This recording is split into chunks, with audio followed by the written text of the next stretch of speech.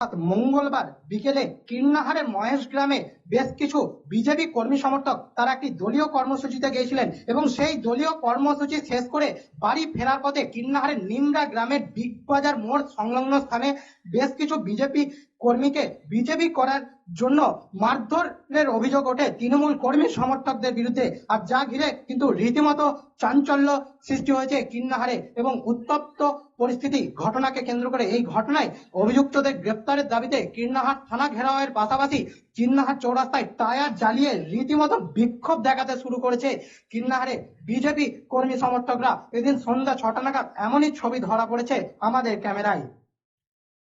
আমরা দুপুর 2টার সময় মহেশগ্রাম আমাদের কার্যকর্তার সঙ্গে দেখা করতে গিয়েছিলাম। ওখান থেকে বাড়ি আসার সময় ওরা হঠাৎ করে এখনো মনে হচ্ছে তৃণমূলের দাদাগিরি চলবে।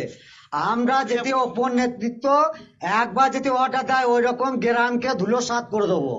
আর যদি এর বিচার যদি না পায় এই নিমড়ে গ্রাম বলে আর কোনো চেন নথি থাকবে না। চৌরাস্তায় দেখালে আমরা শান্তি শৃঙ্খলা ভাবে এটা শুধু আইন হাতে তুলে নিলাম না, প্রশাসনের কাছে দাবি করব। আমাদের উপর নেতৃত্ব বলেছেন 2 ঘন্টা টাইম নিয়েছে, 2 ঘন্টার মধ্যে ওদের 5 জনকে যদি অ্যারেস্ট না করতে পারে উপর নেতৃত্ব কাছে আমরা আধা ঘন্টা টাইম চাইবো। ওই নিমড়ে গ্রাম আমরা যাব, ধুলোসাৎ করে দেবো। এখানে ঘটনা হয়েছিল আমাদের মহেশ গ্রামে একটা মিটিং ছিল। আমি আর শুভদীপ মেজমান আমার গোপাল বন্ধু হাওড়া আর আমার ভাঙ্গা কৌশিক সাহেবদেরকে নিয়ে গিয়েছিলাম। ওখান থেকে নিয়ে গিয়ে তারপরে ওখানে মিটিং সেরে আমরা আসার পরে দেখি যে বুলেট, রাজা, রাইফেল আর গুলি আর বিভিন্ন ধরনের শব্দটার নাম আমি জানি না যথেষ্ট। তা ওখানে দেখছি ওই বিগ বাজার বলে একটা নিমরা বিগ বাজার বলে ওখানে একটা জায়গা আছে, সেখানে ওরা কিন্তু শস্ত্র নিয়ে দাঁড়িয়ে থাকে। এসে আমরা সামনে ওদের পড়ে যাই। সামনে পড়ে যাওয়ার পরে ওরা কিন্তু আমাদের উপরে চড়াও হয় যে তোরা এখানে কি করছিস বলে আমাদেরকে চড়াও হয়ে আমাকে মারধর করে। আমার যে ছিল গোপাল বা শুভদীপ, সে তাকেও মারধর করে, তাকে তো রাস্তায় দৌড় করিয়ে মেরেছে। এবং সেখান থেকে আমি মোটরসাইকেল নিয়ে নিমড়ে গ্রামের ভেতর দিয়ে আসি।